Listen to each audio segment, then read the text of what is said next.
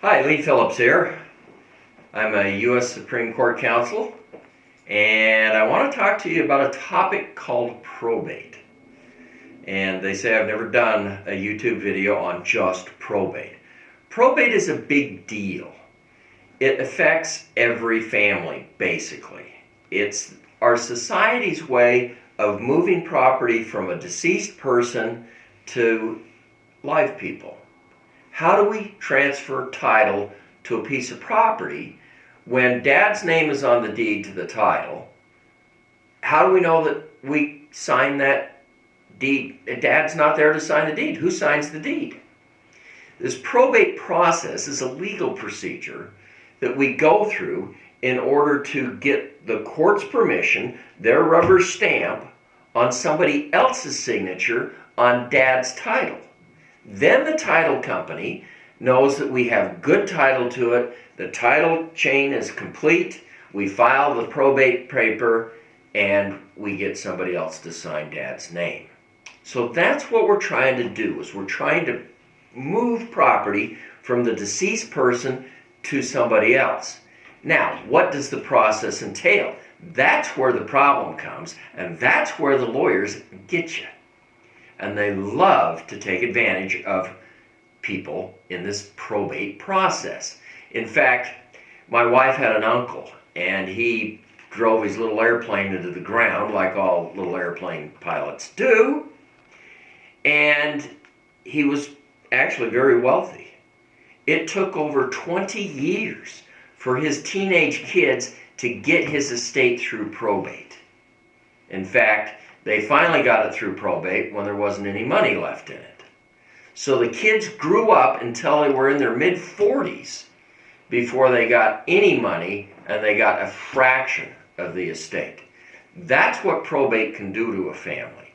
And the lawyers will say, oh, probate's no big deal. Our state has passed streamlined probate law. Well, yeah, it has.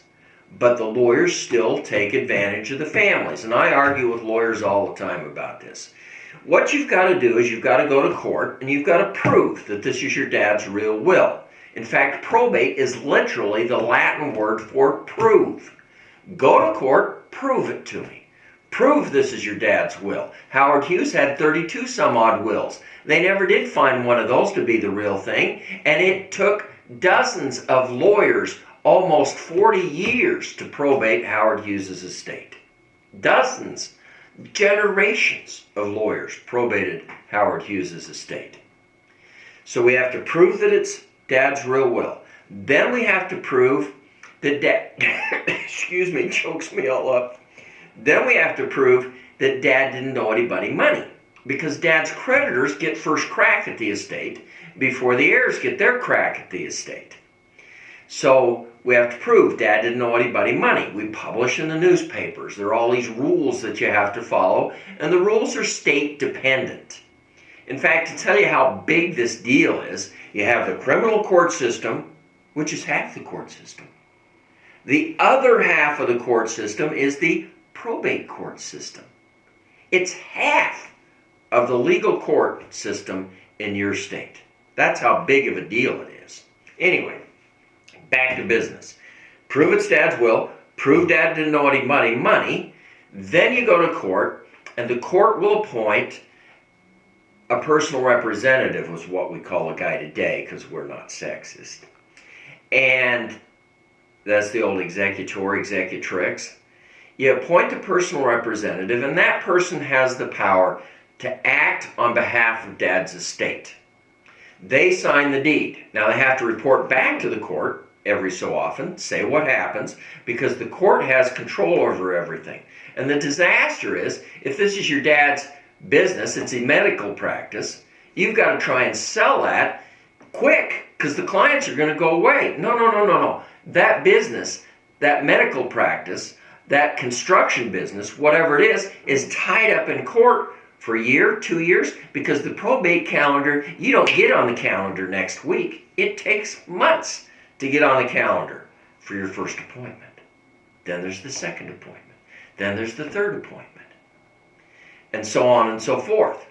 So it's a very long process. Now there are streamlined probate proceedings, and we can talk about that in another YouTube video. But probate is long, it's expensive, it's a public record. You have to give an inventory of the estate. Technically, that's a public record. Now, most probate courts today will withhold that from the public file, but people can still access it, and there are people who access these probate files, and then they go and they prey upon the widow or upon the kids or whoever, because they know that they just got $300,000 and they've got to invest it. You can invest it with me. It'll be good.